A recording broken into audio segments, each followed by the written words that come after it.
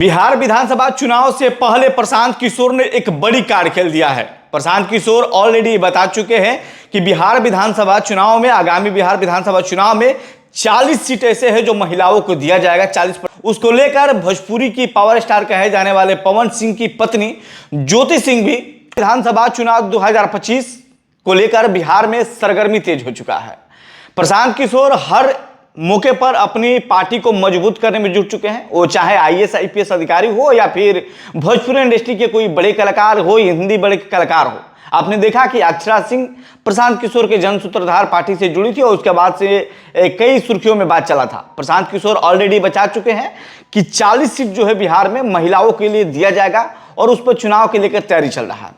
वहीं भोजपुरी के power star कहे जाने वाले पवन सिंह की पत्नी ज्योति सिंह पिछले दिनों प्रशांत किशोर से उनकी मुलाकात हो जाती है और सोशल मीडिया पर इस बात को जताया जाता है कि आगामी बिहार विधानसभा चुनाव को लेकर आरा विधानसभा चुनाव से पवन सिंह की पत्नी चुनावी मैदान में हो सकती है।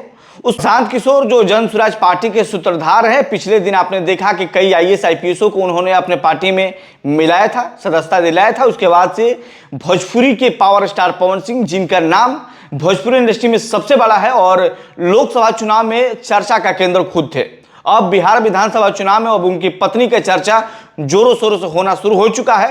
ये खबर की कितनी बड़ी सच्चाई है मैं नहीं बता सकता हूं, कितना सच है कितना झूठ है ये तो मैं नहीं बता सकता हूं, लेकिन जब से इस बात सोशल मीडिया पर आया है कि पवन सिंह की पत्नी ज्योति सिंह चुनावी मैदान में उतरने वाली, उसके बाद से हर पार्टी के लोगों के अंदर एक अजब सी बेचैनी बढ़ी है।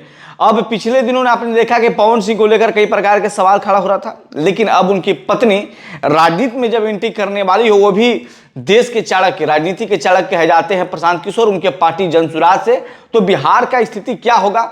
ऑलरेडी प्रशांत किशोर ने महिलाओं को लेकर बड़ी बात कही थी, उसके बाद हर पार्टी ने डिफेंस करना शुरू किया था कि प्रशांत किशोर कहीं अब उनका वजूद नहीं है, ये तो पॉलिटिकल लोग है नहीं और बिजनेसमैन आदमी है। लेकिन प्रशांत किशोर जिस तरह से लगातार बिहार में रुक कर काम कर रहे हैं, उससे लेकर चर्चा जोरों शोरों से है।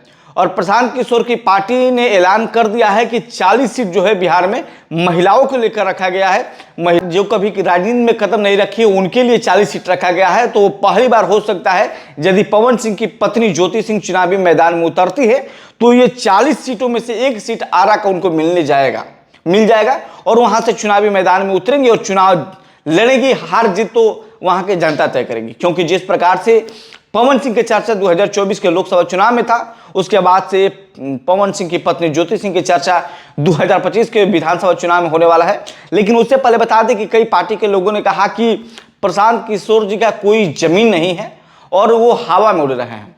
आईएएस आईपीएस को जोर देने से राजनेता थोड़ी हो जाएंगे।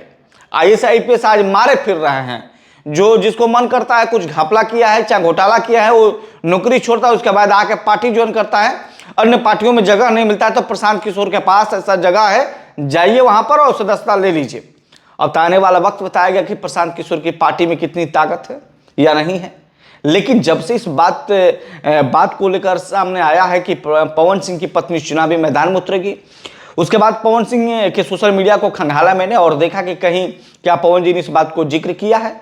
इससे पहले भी पवन सिंह का चर्चा हो रहा था कि पवन सिंह नई पार्टी बनाएंगे।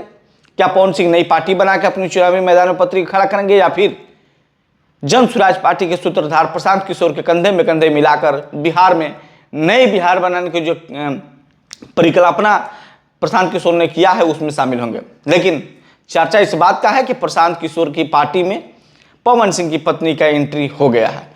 कितना सच और कितना ये खबर झूठ है आने वाला वक्त बताएगा।